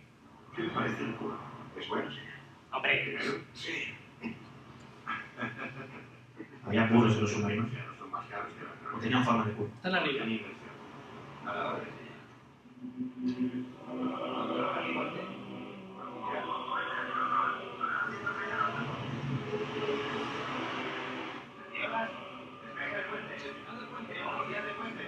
Andante abajo. Andante abajo. Segundo abajo. Segundo abajo. Submerja la nave. Velocidad de inversión, submerja la nave. Velocidad 150 pies. Sí, señor. O sea que, Iván, esto es así. Más o menos, si quitamos que en lugar del segundo hubiera sido el oficial de guardia, el resto... Película sin duda muy recomendable, además con Viggo Mortensen, con James Gandolfini también, que aparece por ahí, vamos, un elenco de Dos actores. papelazos además que hacen los dos. Me encanta esta película. Sí, sí, sí. Bueno, me gusta incluso más que esta, que es la gran... Mucho más fantasiosa. Se nota que era la primera novela de Tom Clancy y no tenía ni pajolera idea del tema, porque luego fue aprendiendo y convirtiéndose en un maestro. Hablamos de A la caza del octubre rojo. Aquí Pero por cierto, la película muy bonita, a mí me encanta. Yo no sé cuántas veces la habré visto, pero me ¿Te encanta. gusta? Bueno, aquí hay una frase muy bonita que he querido reflejar aquí en el PowerPoint, que dice algo así como que es una guerra en la que no hay batallas, pero sí hay pérdidas. Eso fue la Guerra Fría. Eso yo Son creo además que los que más- define a la perfección nosotros. la Guerra Sí, sí, Fría. sí, sí, sí. Sobre Bueno, todo y desde el punto de vista de los submarinistas. un gran papel de Sean Connery, aunque bueno, es como un oficial soviético quiere desertar, pero bueno, para desertar la verdad que se complica bastante, o sea, lo Sí, hace a lo grande. ¿Sabes lo que pasa? Que también, que es en esa película, el problema es que está, por cierto, una de las naves más bonitas que se ha hecho nunca. Ah, por eso la he puesto. Esto es un Typhoon. Typhoon auténtico. 7, ¿no? Creo que lo definen en la película como Tifón 7. Sí, porque hay 6. Realmente hubo 6. Entonces el Octubre Rojo ficticio le pusieron el Typhoon 7. Pero es que curiosamente a uno de ellos le rebautizaron los rusos en plan broma, a raíz del libro y de la película, le llamaron Octubre Rojo, porque es que tenía la fea costumbre de incendiarse. Ajá. Y al final ya para broma le pusieron ese nombre, al final lo tuvieron que desmantelar. Porque era un ataúd con hélices. Bueno, me parece una nave espacial de las profundidades. Es un monstruo, es o sea, es más grande que un portaaviones de la Segunda Guerra Mundial. Es impresionante este Typhoon 7. Aquí igual no se aprecia del todo, ya se ve, ¿no? El grosor que tiene, o sea, la anchura que tiene es impresionante. 23 metros tiene. ¿Pero esto cuánto tiene? Sí, ¿cuánto tiene esto? 23 metros de manga, o sea, de anchura, y casi 170 metros de eslora. Es el barco más grande, o sea, el submarino más grande del mundo. O sea, como un campo de fútbol. Casi 2 campos de fútbol de eslora tiene el pollo. De eslora. Qué barbaridad. Bueno, pues además es bonito ver en la película esa maniobrabilidad, ¿no? En los fondos marinos, hay Sí, además falla. sí, es muy... Es los precioso. rusos en ese aspecto... O sea, eso realmente se hace así. Lo que pasa que no debajo del mar, no es necesario. Tú bajo el agua, como nadie sabe dónde estás, tú no tienes que andar metiéndote como si estuvieras pilotando un caza. Claro. Pero realmente sí en situaciones de baja visibilidad, de niebla y demás, navegamos así. Ajá. Exactamente igual. Tantos metros durante tanto tiempo a tanta velocidad. ¿Cambias de velocidad? Tienes que recalcular cuánto tiempo tienes que estar haciendo y más. Hace falta gente que sepa hacer El Tifón 7, rápido con la cabeza. creo entender que puede estar meses bajo el agua, ¿no? Sin subir a la superficie. Estos tienen sauna, de hecho. ¿Qué tal? Estos tienen sauna. ¿Y cuántos meses puede estar esto sin subir? Hombre, los soviéticos no estaban tanto tiempo, sale 2 meses de patrulla o algo así. Los gringos sí, se meten debajo del agua y se tiraban 3 meses. O sea, 3 meses. de este Qué tipo. barbaridad. Ujú. Incluso pues tenemos merchandising, ¿eh? Los rusos pues tienen también su merchandising del Typhoon. Es bonito esto, ¿eh? Esa maqueta está muy bien, ¿eh? Para pedir a los reyes, ¿eh? Esa maqueta es preciosa.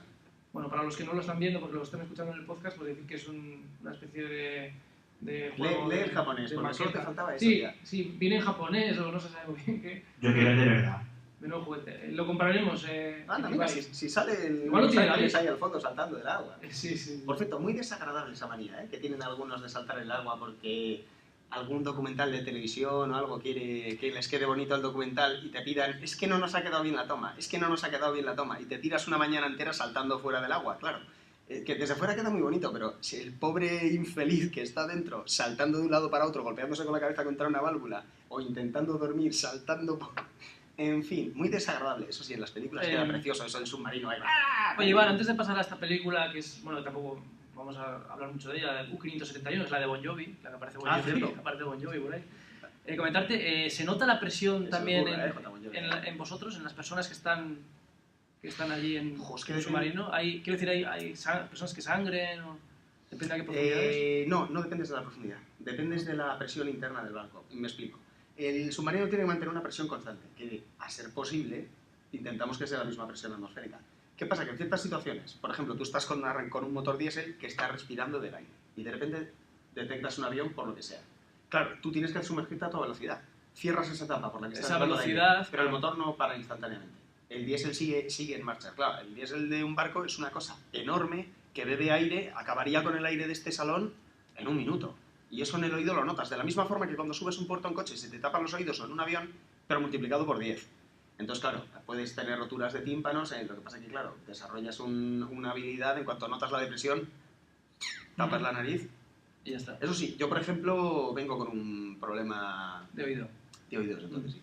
Bueno, antes de que se me olvide, que ya se me había olvidado, hay un tema que se habla en el Octubre Rojo, quiero que lo resumas porque nos queda poco tiempo, ¿Cuál? que es el sistema magnetohidrodinámico. Se habla de ello y sí. creo que es interesante porque, bueno, lo explican como algo Yo después curioso. de romperme la cabeza con eso un montón de años, he llegado a la conclusión de que o bien es una creencia, porque surgió además a la época en la que el ínclito Donald Rumsfeld le pidieron a él y a varios técnicos, vamos a llamarles así más, entre ellos creo que también estaba Wolfowitz, por cierto, el famoso Wolfowitz, también el de los agujeros de los calcetines, Sí.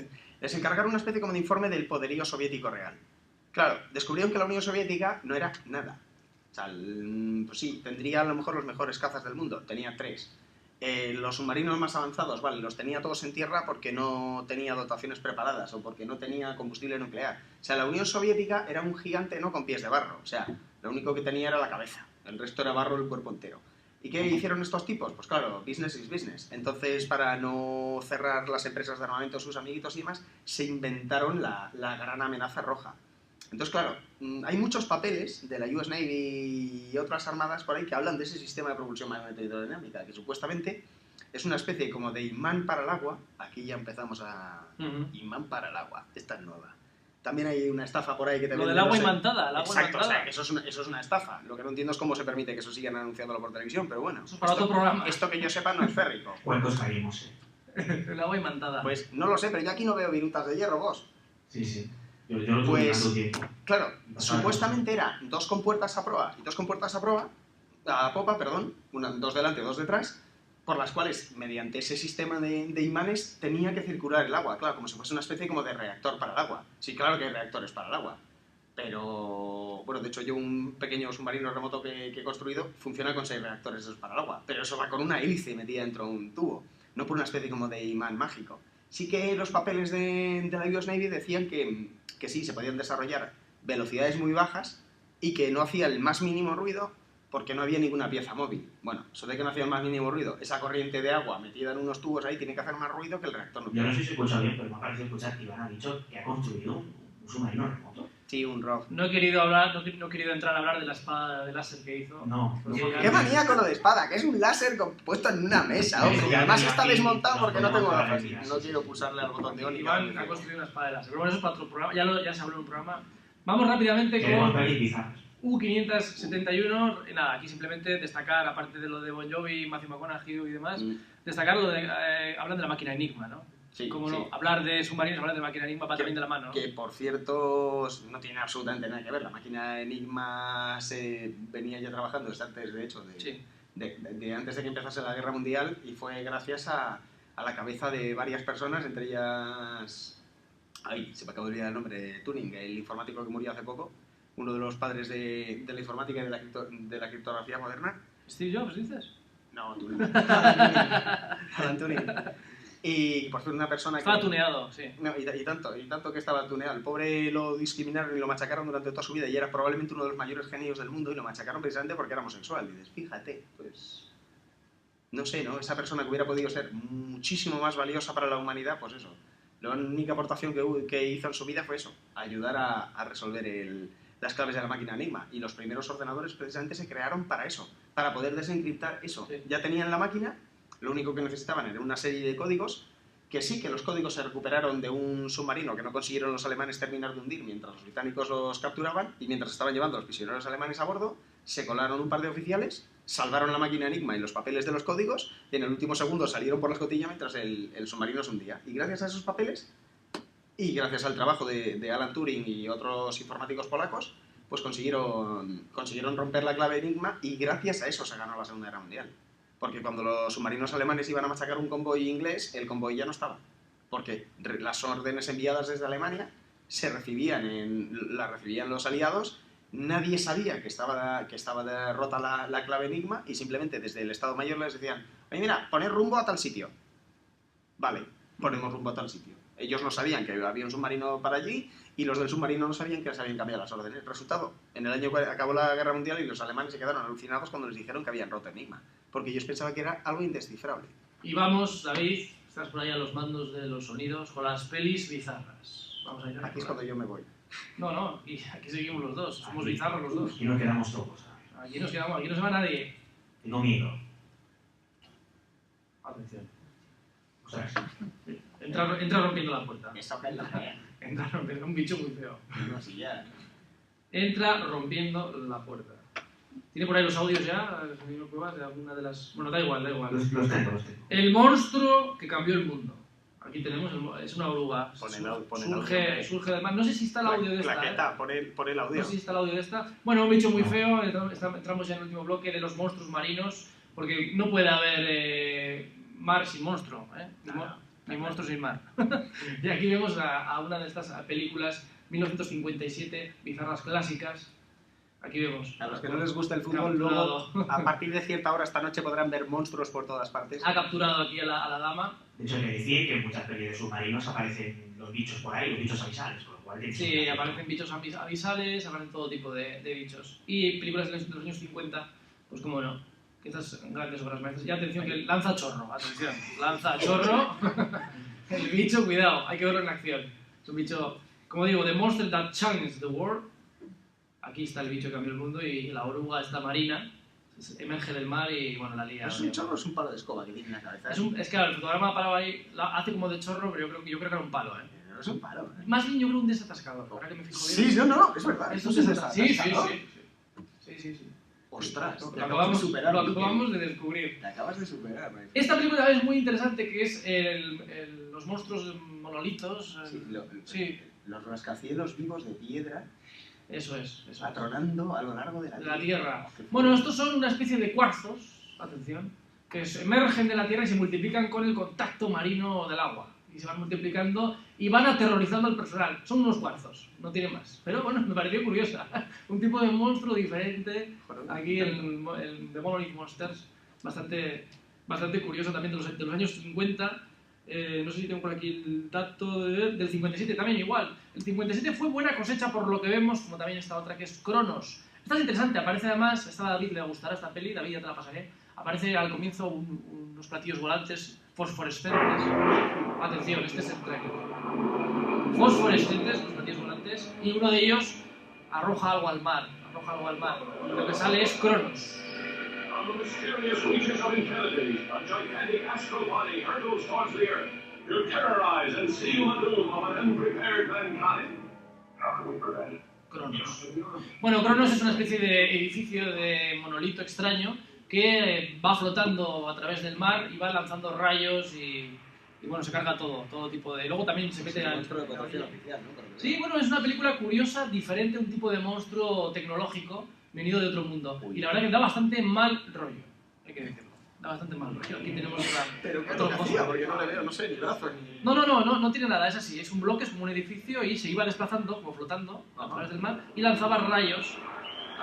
Cronos. Curiosa, una película bastante curiosa. Esta ya pasamos a otra. Bueno, no puede haber monstruo marino sin deshielo.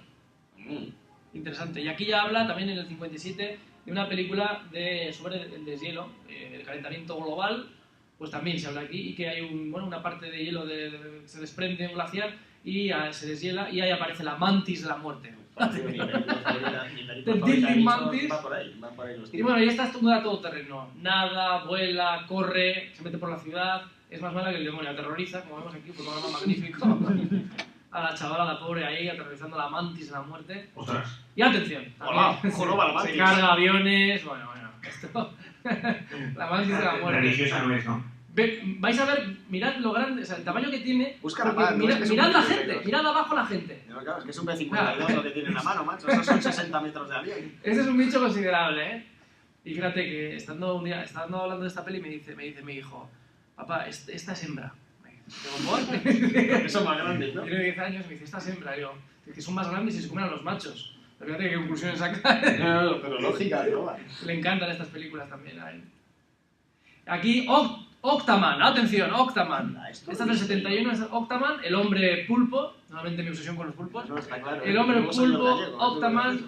en un principio es benéfico, hay que decir que es benéfico, Como salva, congreso, sí. salva, como el congreso, salva a una chica que está en apuros y tal, pero claro, al verlo la gente, pues nada, pues van a por él, se lo quieren cargar, le intenta rociar con gasolina. Esos son Él 50, empieza a mover los brazos, que 50 kilos de solo tiene dos porque es un disfraz, pero al mover solo se ven moviendo dos y luego los demás pues van un poco acompañando, ¿sabes? O sea, Como que rebota ya. luego es cuando sale Aníbal Smith de dentro del muñeco. La película malísima, Octaman, pero un clásico dentro de la serie Z. Este pulpo que fíjate qué ojitos tiene, qué mono es, qué boquita tiene. Está como para comérselo, vamos. Intenta incluso, hay un momento de la peli que intenta besar a la chica, atención. Intenta besar y le hace la cobra, por supuesto. Por favor, que vamos a dejar las pelis pornográficas que mierda. Y aquí está otra, atención, serpiente de mar. Oye, te he dicho ya está algo mal logrado, Mira a la chavala, realmente está como apoyada en el balcón. Está cómoda, Solo está falta estirar cómoda, el brazo, sí. está cómoda. Está asomada diciendo, ¿qué pasa? ¿Estás a música? Sí, atención a la voz, ¿no?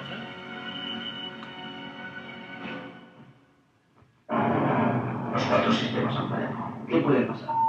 Nada, la bomba caerá al mar. Cae una bomba al mar. La gran explosión nuclear despertó de su arco el pozo en las profundidades del océano. La despierta. Sus efectos la enloquecieron transformándola en la bestia asesina. Ya la acción que Mirad eso. La leyenda se hizo realidad. ¡Rápido de mar, vamos! Serpiente de mar. de mar. Y ahora viene lo mejor. Serpiente de mar. Ahora. Su nombre se convirtió en sinónimo de muerte y destrucción para los hombres y embarcaciones que se cruzaban en su camino. ¿No has oído? Que se muere. Está borracho. Sí, Y muere. no sé a dónde puede ir esa operación. Española, No lo sé. Sí. Año 84. Serpiente de mar. Ahora, mira lo que dice. ¿Qué es eso? No has oído. Este no se entera, lo ves. Producción de Batalía con José Frade. José Frade. Dios. Una producción de José Frade. Eso es lo mejor. Esa es la verdadera serpiente. José Frade. No, No, está claro de dónde ha salido el Bueno, una película súper bizarra española que no puede faltar en la filmografía bizarra de los monstruos abisales. Se hizo realidad. Y atención, David. Esta, la que viene a continuación se llama Bacalao. Me encanta este Bacalao chaval. Pax. Bacalao Vale. es una especie de... La gente que escucha el podcast no lo puede ver, pero mira, portada me resulta ligeramente familiar. Sí, vamos. Esa versión Bacalao. reina de Hay que decir Tiburón. que Bacalao es una peli de los años 70, creo que del 75. 75, sí. Y salió a rebufo un poco bajo el éxito de Tiburón, pues sacaron este Bacalao, la versión de picante, porque salen chicas en bikinis, un poco así, pues tipo Zores, pajares, excesos, ¿sabes? Y sale... Sí, pero versión brasileña, es una película brasileña. Bacalao. Es malísima, pero no. Si no te Bueno, falta esto que pero esto, creemos. yo la he visto, ¿eh? O sea, existe esta película. Esto no es... Listo, vamos, tiene más estómago que la portada. Es que, vamos, la expresión de la chica, desde luego, no es como la de Ah, la Tiburón, chica vamos. está a gusto, el pez saca la lengua, bueno. La película... aquella época la veías película un vais a bikini y ver... sacaban la lengua. Esto es un dibujo de lo que es el cartel, pero ahora vais a ver el bicho como es. Y ahora, bueno, vais a reír más. Este bacalao que más es un atún, parece un atún.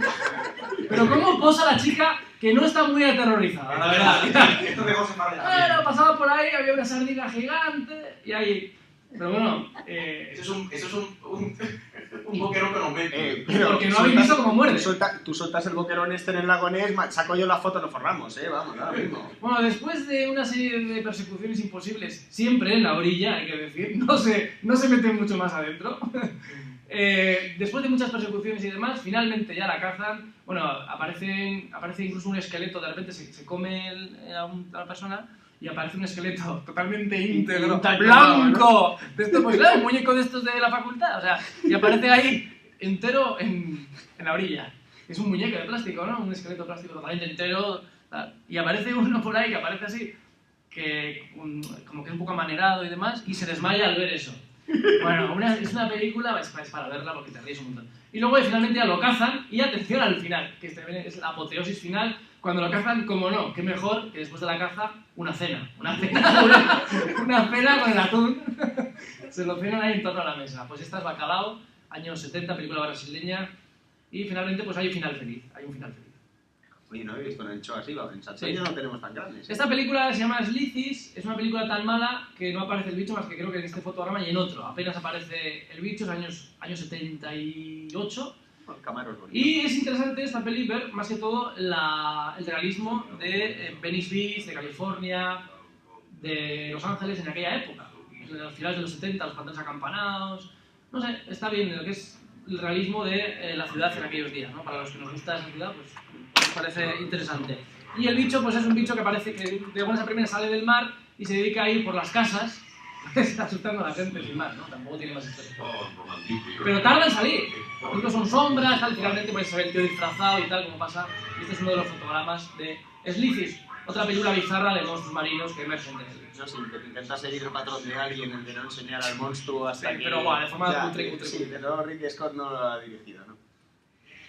Y nada, esta es otra película, que esta es una película danesa, de un monstruo que emerge de las aguas, bueno, había que poner alguna película también europea, y esta película, bueno, pues aparece este bicho enorme, Repticulus, del año 61, Repticulus, y bueno, pues aquí aparece este bicho de las fuerzas marinas y también se mete dentro de Copenhague y se carga toda la ciudad, vamos, se pierde toda la ciudad, se come a la gente. Aquí vemos pues un poco lo que es la maqueta, ¿no? De cómo se hizo y tal, y está bastante original y muy artesanal, ¿no? Pues bueno, en aquellos años se pegaban también sus curradas, ¿no? Serie Z, pero curioso. Y bueno, y nada, para terminar ya, pues ya más actuales, bueno, de estas hay 40.000, ¿no? Actualmente. Y todo esto se lo debemos a la productora Asylum, que es la que encargada de hacer estas basuras. Pues que simplemente, pues, la curiosidad que tienen estas películas, bueno, todas hechas pues, por, como tú, cualquier programador del PC o de... Permíteme, para los que estén en el podcast, es Megashark versus Crocosaurus. Megatiburón contra Crocosaurio. Es la película así. Y de estas hay muchas. Hay también. Gana de los dos? Hay empate. Hay empate técnico. Sí. También se comen un submarino, por cierto, se comen un barco, no sé, bueno, se comen de todo. Siempre. Son enormes, son unos bichos enormes. Se comen en una fragata, ¿no? Y bueno, Megatiburón contra Crocosaurio. Esta es una de tantas de Asylum, que es la productora de este tipo de películas que muchas veces intentan copiar o imitar títulos de éxito y añade este tipo de películas que, bueno, son directamente para televisión, ya no salen ni para DVD, ¿no? Y bueno, también hay otra también que es muy graciosa. Sí, sí, pero espera, no dejes esta todavía porque te voy a hacer una pregunta de una cosa que he visto hace una semana o dos en el periódico que me quedaba pendiente precisamente y te quería preguntar aquí. Es que me quedé alucinado, ¿no? Yo no había oído nada de eso, pero de repente me encuentro una noticia de primera plana en un periódico, no sé si sería El País, ABC o El Mundo, que son los tres que suelo leer. Película de primera plana de Tornado Shark, anuncia ya para la tercera parte después del éxito de Tornado Shark. ¿Qué será esto? Es una película de estos de Asylum, precisamente, que ha tenido tanto éxito la primera parte, una película hermana gemela de esta, de hecho el tiburón que salía era clavado a ese. Sí, el denominador común de este tipo de películas es que hay tomas a lo largo de la película que son exactas, se repiten tomas idénticas. Anda. O sea, se repiten, pero tal cual, no se esfuerzan absolutamente nada. ¿Pero que las copian y las pegan o simplemente vuelven a hablar de la misma manera? No, minuto 10 aparece una toma y minuto 40 es la misma toma. Pues ha debido de tener un éxito esa película, de tal forma que el día antes de que se estrenara la segunda parte, ya estaban comenzando a rodar la tercera. En ciertos sectores de Estados Unidos y demás sí que hay gente que se junta en plan risas. Hay, bueno, pues una especie de grupos que se juntan para merendar y para ver estas cosas, pero es que son muy malas, la verdad, que son malas. Da risa. Pero para... Yo sale de los tiburones blancos comiéndose gente metidos en tornados y a mí se te ocurrió. Hay una que es muy bizarra, que es algo así como Sharktopus, que es mitad tiburón, mitad pulpo. O sea, es una cosa que da risa solo con verlo, ¿no? O sea, una cosa muy bizarra. Esta Hydra, también digamos que los efectos son malísimos. O sea, son de ordenador, de ahora mismo, puedo hacerlo ahora mismo con tu... Pues sí, la verdad, sí. Sí. No creo que... Bueno, aquí vemos a Hydra, que es un monstruo de 5 cabezas, que también se multiplican también de vez en cuando. Sí, si no me equivoco, según la leyenda le cortaba... Ichi, tú me puedes ahí explicar un poquito más. A una Hydra si le cortabas la cabeza surgían 2 o 3 más, ¿no? Bueno, esto no tiene además esto entra a saco de minuto 1, no tiene ningún argumento. Simplemente un bicho que sale y se carga todo lo que se mueve. Y acaba, pues, normalmente o escapando o se lo cargan. Y ya está, no tiene más argumento. Y lo que digo, van copiando tomas, o sea, ya directamente, ¿no? Son de bajo presupuesto y es curioso. Pero no sé por qué criticas la película por eso, si con que leas el periódico es exactamente igual. No es broma. O sea, yo que leo 3 periódicos supuestamente completamente diferentes, incluso algunos que se odian entre ellos, como es el ABC y el País, y te paras a mirar y digo, tengo la sensación de haber leído esta frase exactamente en algún sitio. Pero porque es lo mismo, porque es mega ABC contra el croco mundo. No, sí. Y cantidad de veces, si queréis hacer un experimento divertido, cuando veáis que hay una noticia un poquito extraña, sobre todo noticias internacional, buscáis la misma noticia en el New York Times, es que de hecho no se molestan ni buscarlo en otro. Vais al New York Times, buscáis exactamente la misma noticia, copiáis el texto entero de la noticia, lo pegáis en Google Translator y hacéis la comparativa entre lo que pone en Google Translator y el artículo español. Y diréis, ¡oh, anda! Si es la misma noticia.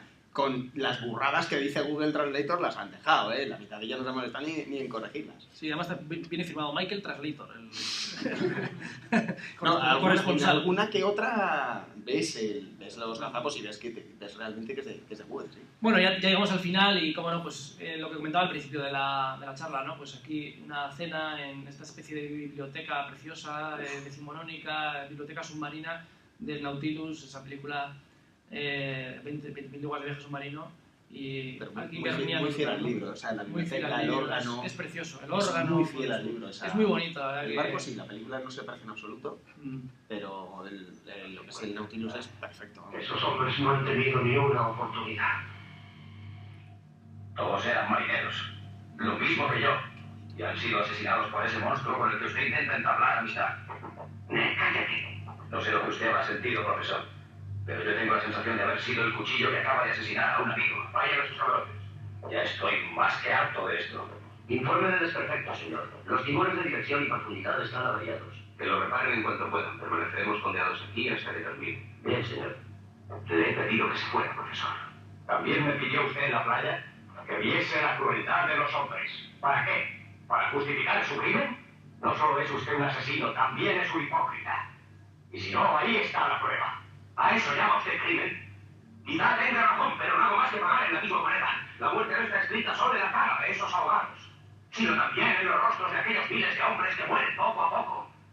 ¿Acaso el crimen es un derecho reservado únicamente a esa nación que me lo robó todo? Tal vez usted no lo comprenda, profesor, pero me lo robaron todo menos mi secreto. El secreto de este submarino y la energía que lo impulsa.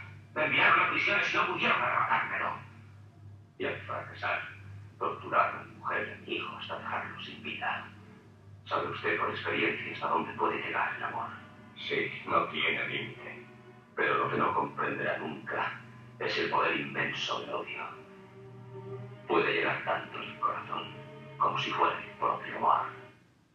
Bueno, y qué mejor que terminar con las palabras del romántico, del romanticismo puro del Capitán Nemo, que nos hace soñar, que sigue, ¿no?, surcando el fondo marino y de vez en cuando pues que se deje ver, ¿no?, en noches de luna llena. Sí, no hay nada más romántico. El Capitán Nadie, de hecho. Nadie, Nemo.